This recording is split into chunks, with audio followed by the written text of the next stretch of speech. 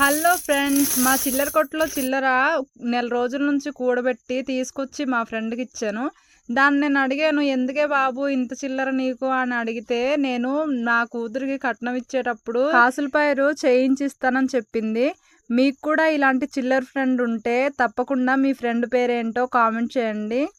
మేము ఒకవైపు కట్నాల గురించి ఊసలాడుకుంటూ ఉంటే చెమటలు కార్చుకుంటూ మా మేనకోడలు కష్టపడి చిల్లర మొత్తం లెక్క పెట్టేసింది. లాస్ట్ టైం కొంత చిల్లర మీకు చూపించాం కదా, ఆ చిల్లరతో పాటు ఇవి కూడా కలిపేసి డిబ్బీలో వేయడానికి అనమాట. మొత్తం కౌంట్ చేసిన తర్వాత మాకు 1137 రూపాయలు వచ్చింది. మీకు కూడా డిబ్బీలో డబ్బులు దాచే అలవాటు ఉందా? మరైతే ఇంకెందుకు లేటు, మా వీడియో కనుక మీకు నచ్చినట్లయితే లైక్ చేయండి, షేర్ చేయండి, సబ్స్క్రైబ్ చేసుకోండి. Thank you for watching.